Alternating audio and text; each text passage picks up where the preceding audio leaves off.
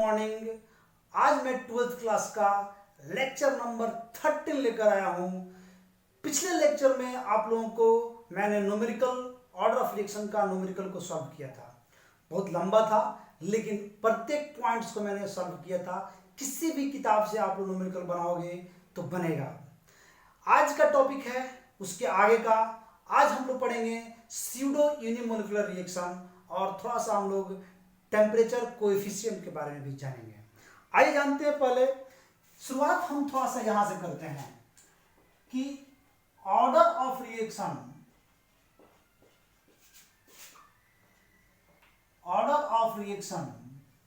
और फिर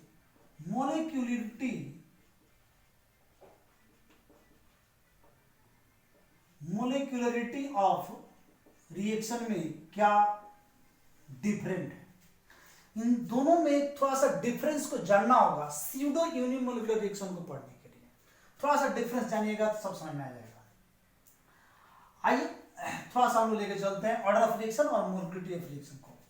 order of reaction जो है ना, ये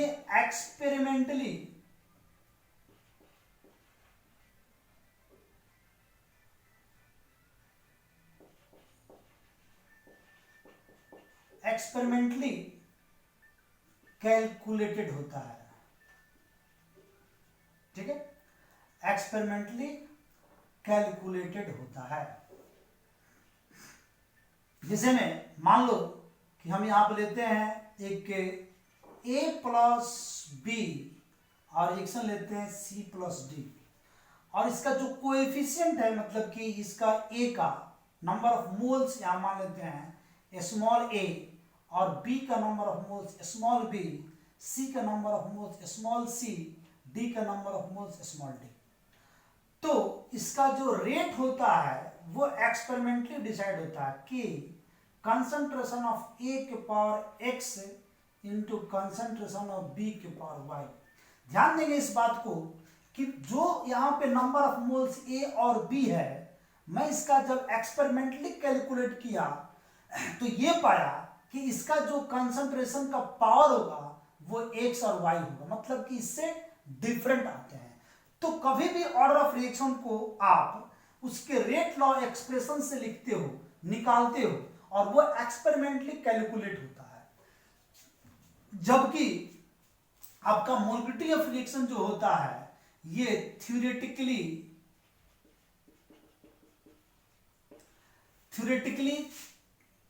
ये कैलकुलेट होता है। जैसे में यहां पे अगर हम लोग A प्लस बी और C प्लस डी लेंगे तो इसका नंबर ऑफ मोल्स A, इसका B, यहां पे C और D रहेगा। तो इसका molecularity of reaction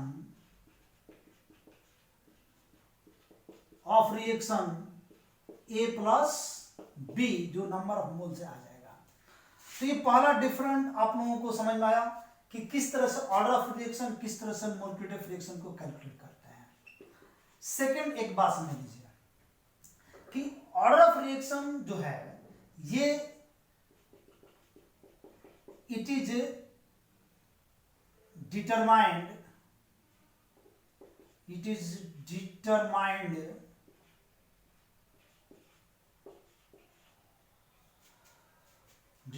by elementary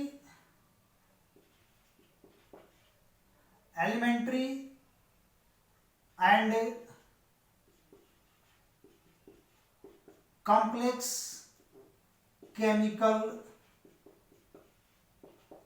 reaction. मतलब कि इसको आप ऑर्डर ऑफ रिएक्शन को एलिमेंट्री रिएक्शन से डिटरमाइन करोगे या कॉम्प्लेक्स रिएक्शन से भी हम लोग इसको डिटरमाइन करते हैं। जैसे मैंने ओजोन वाला बताया था, स्टेप 1, स्टेप 2, स्टेप 3 में क्वेश्चंस आते हैं, तो उससे भी हम लोग डिटरमाइन करते हैं।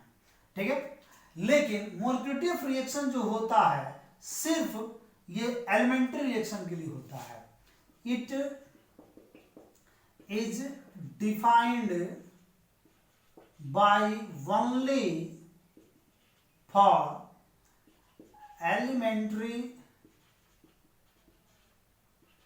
रिएक्शन, सिर्फ एलिमेंट्री रिएक्शन के लिए डिफाइन होता है। ठीक है, थर्ड में it may be positive, negative, zero and fractional, zero and fraction.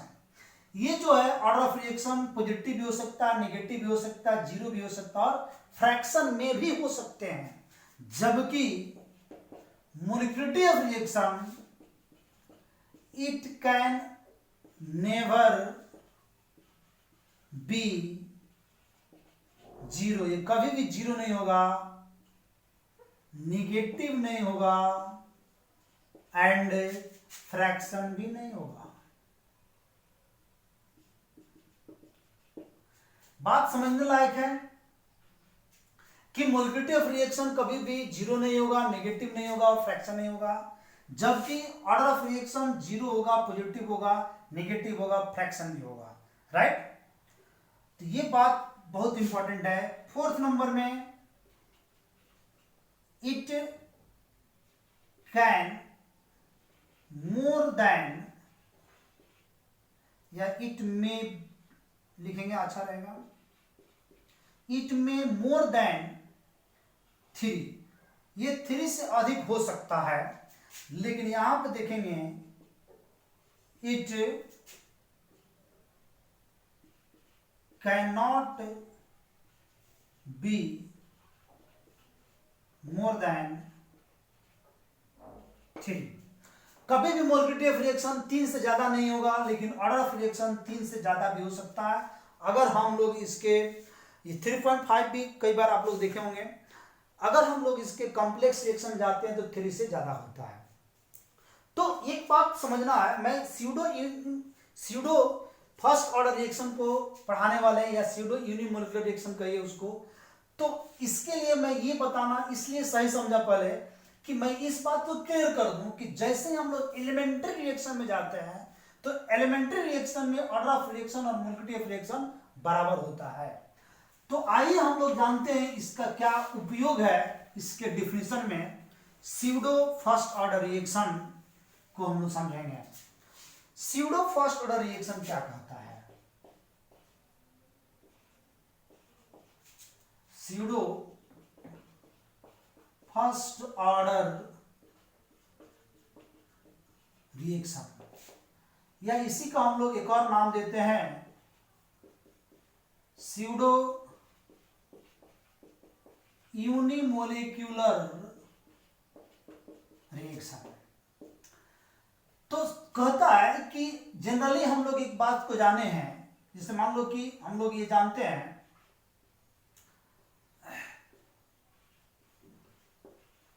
Generally first order reaction या for elementary reaction the order of reaction and molecularity of reaction are same. मतलब एक एलिमेंट्री रिएक्शन के लिए हम लोग एक बात पहले से जानते हैं, ऐसा होता है जिसमें ऑर्डर ऑफ रिएक्शन और मोलिक्युलरिटी ऑफ रिएक्शन बराबर आते हैं, but the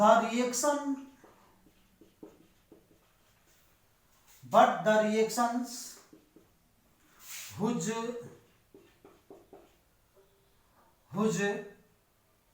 but the elementary reaction, यहां पे एक बात और समझ लीजिए, but the elementary reaction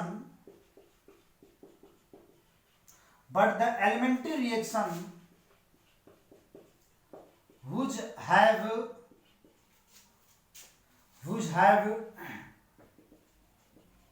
different order of reaction and molecularity of reaction molecularity of reaction known as pseudo first order reaction. तो मैं इसलिए ये बात बताया था इसके पहले, इसका डिफरेंस कि कभी भी एलिमेंट्री रिएक्शन के लिए ही ऑर्डर ऑफ रिएक्शन और मोलिकुलरिटी ऑफ रिएक्शन बराबर होते हैं, लेकिन वैसे एलिमेंट्री रिएक्शन जिसके लिए ऑर्डर ऑफ रिएक्शन और आपका मोलिकुलरिटी ऑफ रिएक्शन दोनों डिफरेंट हो जाए, तो उस समय जो वो रिएक्शन होता है उसी रिएक्शन को हम लोग स्यूडो यूनिमोलिकुलर रिएक्शन कहेंगे। इसको जानने के लिए हम लोग एक एग्जाम्पल की तरफ जाएंगे, ठीक है। डिफिनेशन आप लोग नोट कर लो, एग्जाम्पल हम आप लोगों को बताते हैं। देखते हैं यहाँ पे एग्जाम्पल आप लोग शायद देख सकते हो आराम से। आइए देखते हैं। इसका जनरली एग्जाम्पल जो होता है ना, वो आपका एस्टरिफिकेशन में जो ईस्टर का हाइड्रोलाइसिस होता है, मैंने कहो तो हाइड्रोलाइसिस ऑफ ईस्टर, मैं लिख देता हूं हाइड्रोलाइसिस ऑफ ईस्टर में ये रिएक्शन आते हैं। जैसे मान लो यहां मैं ले रहा हूं CH3COO, और प्लस वाटर बना क्या यहां पे CH3COOH प्लस C2H5OH। थोड़ा सा समझने की जरूरत है यहाँ पे कि ये क्यों ऐसा होता है। इसके दो तीन केसेस होते हैं। पहली बात तो हम लोग वाटर को यहाँ पे नहीं लेते हैं, मतलब कि वैसे रिएक्शन जिसका रेट वाटर पे डिपेंड नहीं करता हो, सिर्फ ये इथाइल एसीटेट है, इथाइल एसीटेट पे डिपेंड करता हो, इसका नाम क्या है इथाइल एसीटेट। तो इथाइल एसीटेट पर जिसका रेट डिपेंड करता हो, वाटर पे डिपेंड नहीं करता और रिएक्टेंट्स में से, तो उस प्रकार के रिएक्शन में ही आपका pseudo unimolecular reaction, pseudo first reaction हो सकता है, ठीक है। मतलब इस बात को पूरा ध्यान देना होगा कि रेट ऑफ रिएक्शन दूसरे सबस्ट्रेट पर डिपेंड नहीं होना चाहिए। तो हम लोग जानेंगे कि क्यों नहीं होता, इसको थोड़ा सा डिटेल जानते हैं, डिटेल इसको समझेंगे और इस इक्वेशन को हम ऊपर लिखते हैं, थोड़ा समझने में ज्यादा आसान होगा। रिएक्शन था CH3COO, प्लस वाटर और बनाता है यहाँ पे CH3COOH प्लस C2H5OH। तो मान लो कि T समय जब शून्य है तो उस समय हम इसको लिए 0.01, है ना, 0.01 मोल पर लीटर, यानी कि कंसंट्रेशन में लिए हैं यहाँ पे मोल पर लीटर में।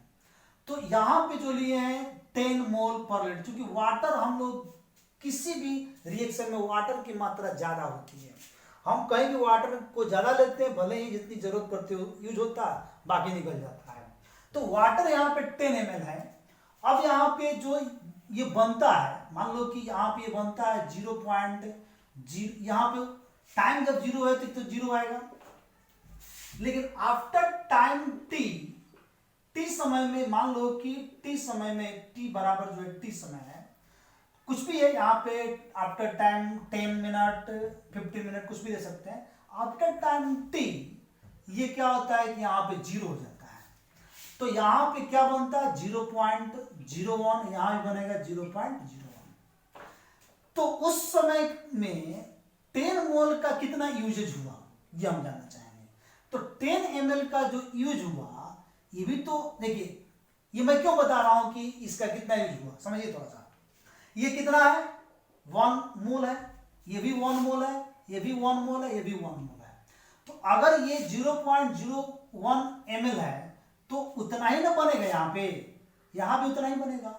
तो जितना ये बनेगा उतना ही इसमें से भी घटेगा, यानी कि इसका भी, यानी कि वाटर का भी 0.01 मोल पर लीटर ही कम हुआ है।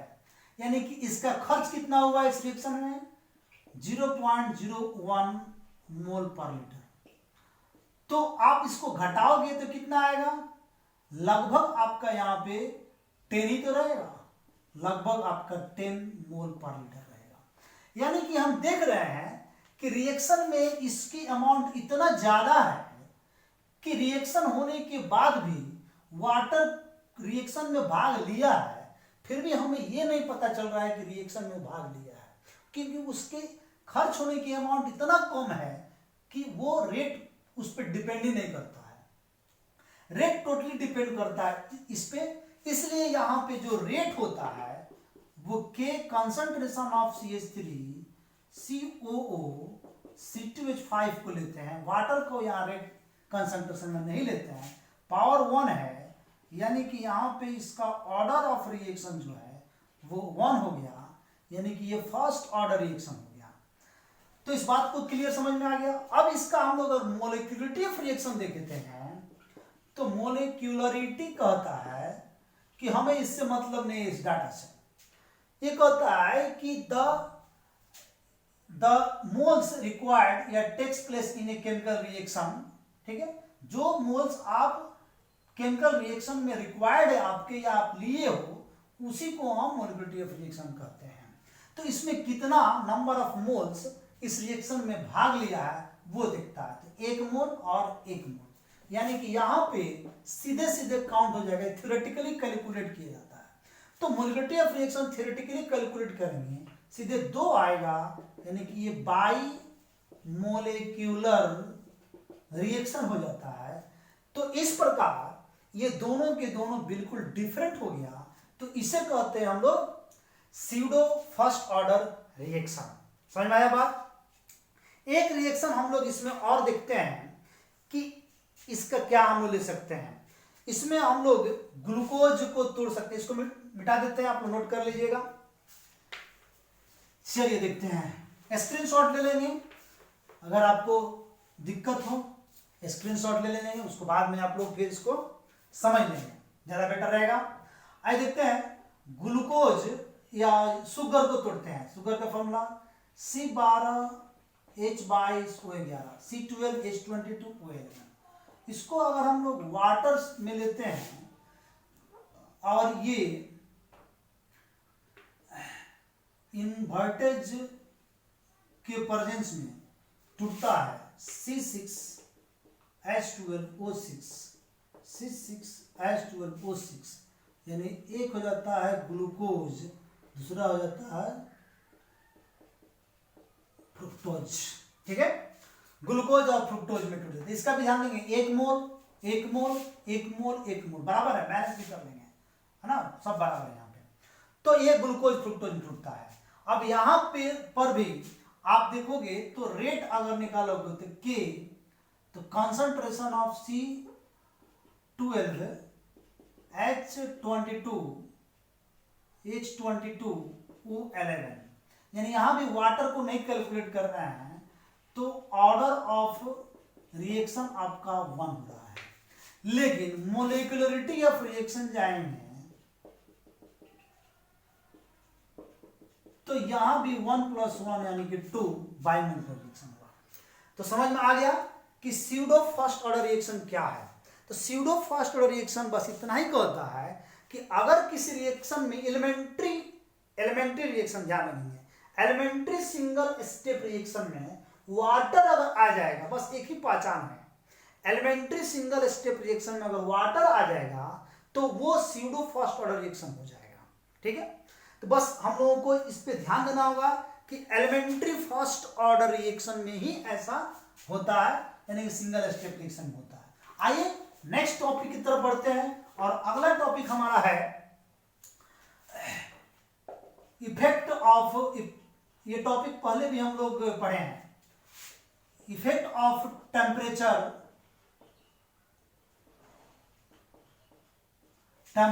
On rate constant.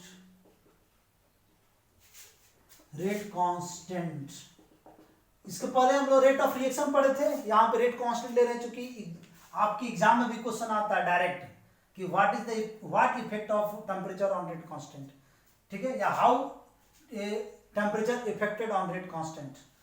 तो जनरली हम एक बात को जानते हैं, इस बात को वहां भी लिखवाया गया, वहां से थोड़ा लैंग्वेज चुरा लेंगे कि रेट ऑफ रिएक्शन, यहां पे वही चीज लिखना होगा, rate of reaction is directly proportional to the temperature. ठीक है, we know that rate of reaction is directly proportional to the temperature. Also rate constant is depends upon the rate temperature. Also rate constant is depends upon the temperature. तो यहाँ rate constant भी temperature पे depend करता है, इसको भी यहाँ ध्यान देना होगा। ठीक है, तो इसको यहाँ पे लिखना होगा आप लोगों को। इसके बाद से फाइनली क्या लिखना है इसको समझिए। इट इज फाउंड दैट, मैं पूरा लिख देता हूं, किसी को डाउट होगा उसमें, चलिए देखते हैं। यहां लिखना होगा we know that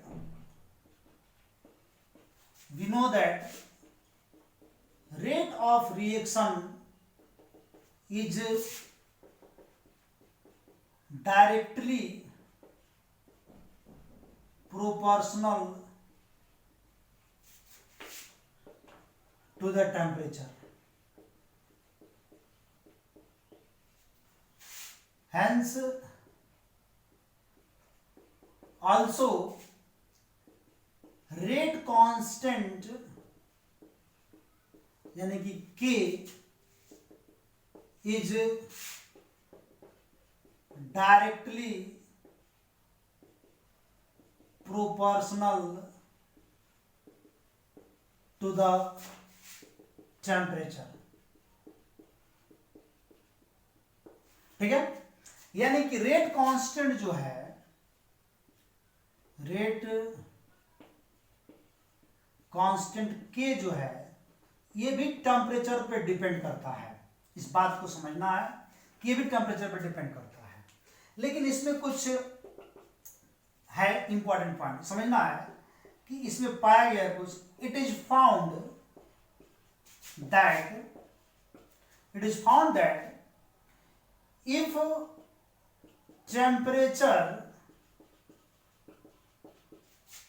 temperature is increased, if temperature is increased 10 degree Celsius या 10 डिग्री, कुछ भी यहां पे इंक्रीज कर सकते हैं। If temperature increase 10 degree then the rate constant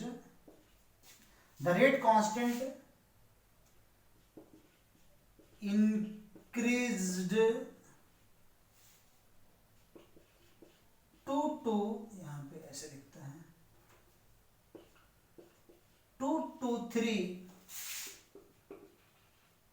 times।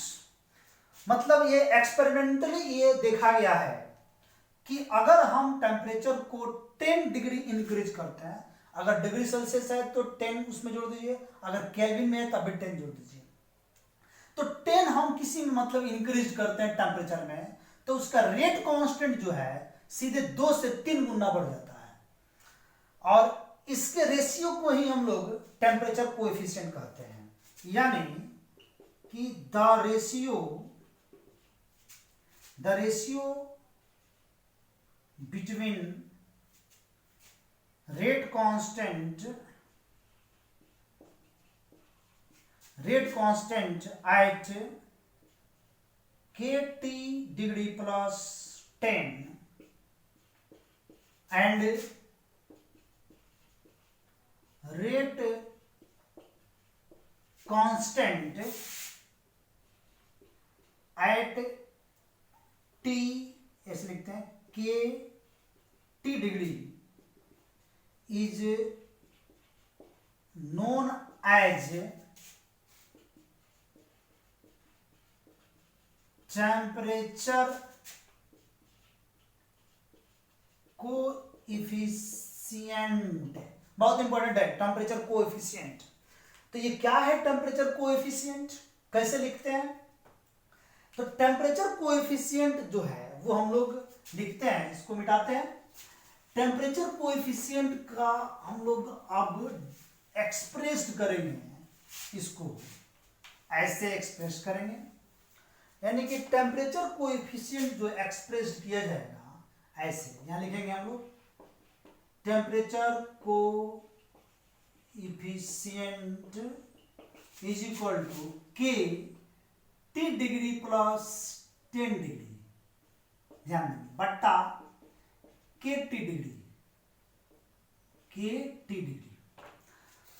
ये देखा गया है कि ये 2 से 3 टाइम्स इंक्रीज कर देता है, ठीक है।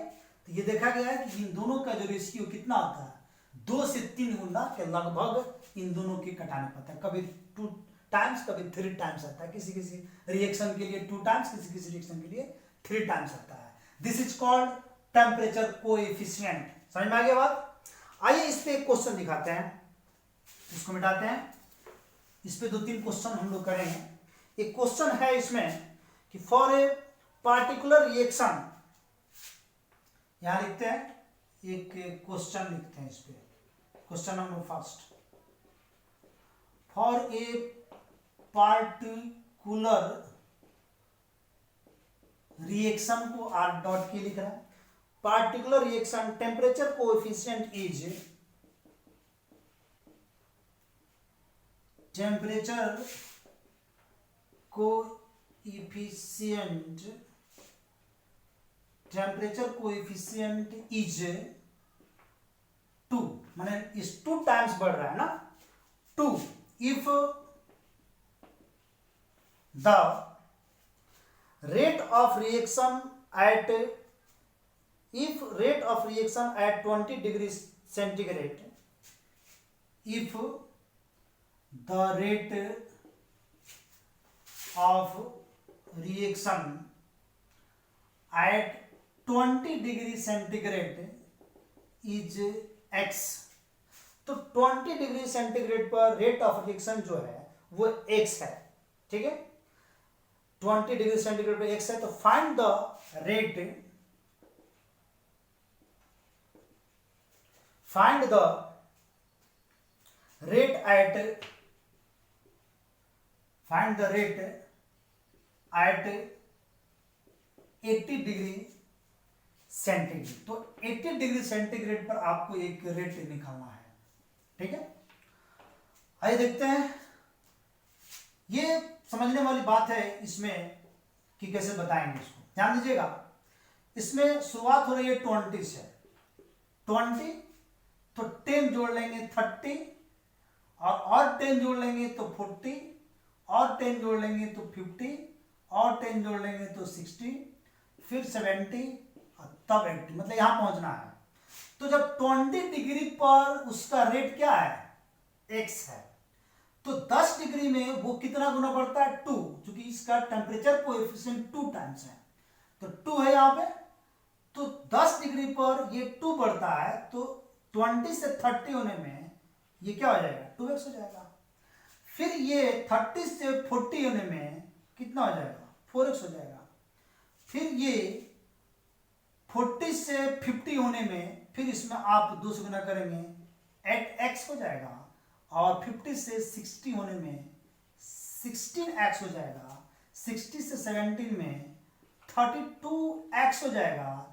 और फिर यहाँ पे 80 होने में इसका 64x हो जाएगा।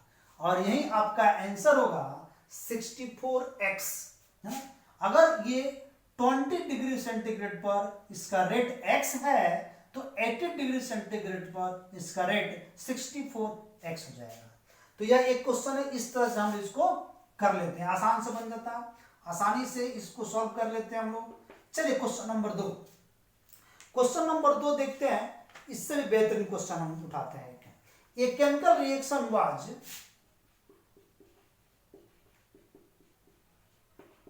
a chemical reaction was carried at 300 Kelvin and 280 Kelvin. The rate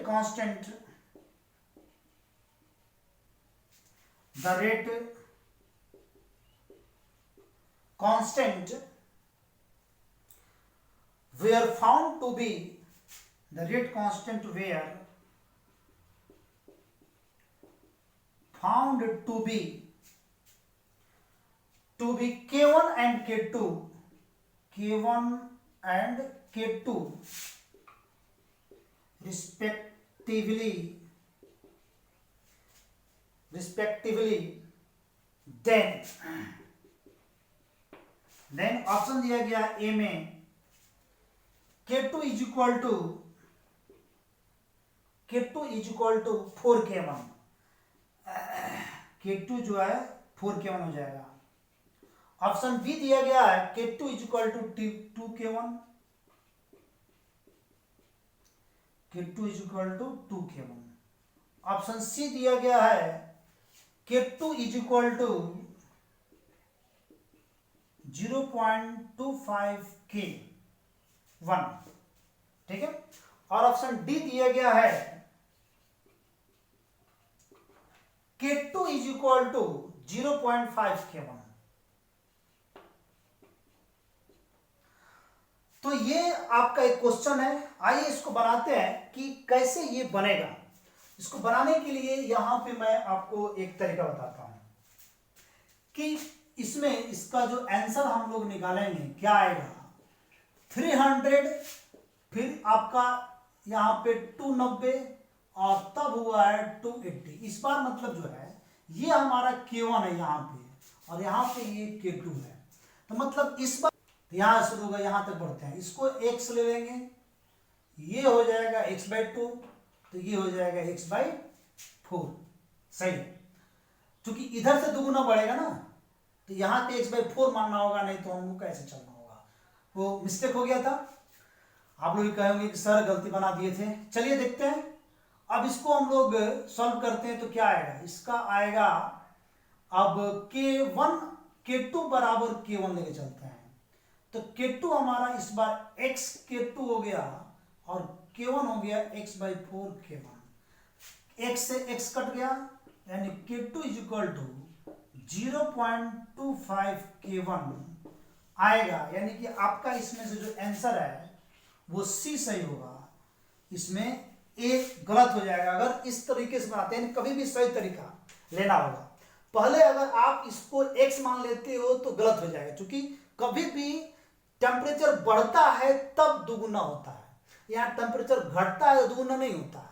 तो हमें जो बढ़ता है तो ये सबसे कम है, भले ही ये उल्टा दिया गया है, सबसे कम है तो यहां से चलना होगा x, x/2, x/4, तो आपका आंसर एग्जैक्ट आ जाएगा। राइट। चलिए एक क्वेश्चन और हम लोग करेंगे इस पे, इसको मिटाते हैं। एक क्वेश्चन मैं आप लोगों को और इस पे करवाता हूं।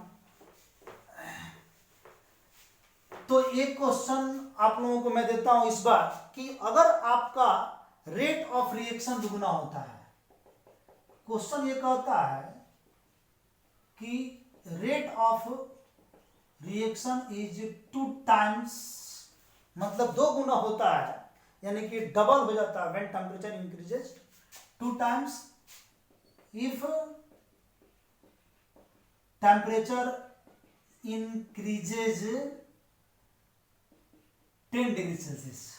तो बताना यह है कि अगर टेम्परेचर आपका 100 डिग्री सेल्सियस होता है तो रेट क्या होगा। तो if temperature increase 100 degree Celsius, the rate constant is, option दिया गया यहां पे A बराबर 64 टाइम्स हो जाएगा, B बराबर दिया गया 256 टाइम, ठीक है, C दिया गया आपका 512 टाइम, 512 टाइम्स दिया गया, और D दिया गया आपका 1024 टाइम्स। आइए सॉल्व करते हैं।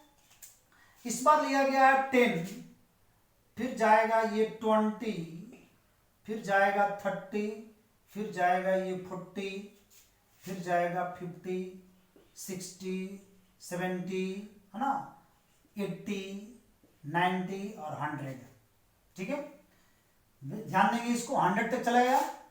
यहाँ पे हमारा जो है ये मान लो कि यहाँ पे 2 टाइम्स हुआ था ना, 2 टाइम्स हुआ, तो यहाँ पे अगर x मान लेते तो यहाँ से जाएंगे तो 2x हो जाएगा, यहाँ 4x, यहाँ कितना हो जाएगा, यहाँ हो जाएगा 8x, 16x, 32x, यहाँ हो जाएगा आपका 64x, यहाँ हो जाएगा आपका 4 दूना 8, 6 दूना 12, 120x, ठीक है। और 90 और 100 मैं यहाँ लिखता हूँ, 5 दूना 10, 11 के हाथ लगा 1, 2 दूना 4, 1 5, 512 आ रहा है, यानी कि आंसर आ गया, आएगा 512, ठीक है। तो ये हमारा आंसर जो है 512 हो जाता है, ठीक है। तो इस तरह से आप लोग बना सकते हो क्वेश्चन, इस तरह से क्वेश्चन बनाते रहो। और आप लोगों को मैंने आज बताया रेट कांस्टेंट पर, यानी कि रेट कांस्टेंट जो उस पर टेम्परेचर का क्या प्रभाव पड़ता है, और टेम्परेचर किस तरह से प्रभाव करता है उस पर क्वेश्चन हम लोग कैसे बनाएंगे। कोई भी क्वेश्चन आएगा इस तरह से आप इसको मल्टीप्लाई करते जाओ, आपको लेना है तो ये बढ़ते जाएगा और ये आपका 512 आंसर आ जाएगा। ओके, चलिए ठीक है, बनाते रहिए, मिलते हैं फिर नेक्स्ट वीडियो में। That's all.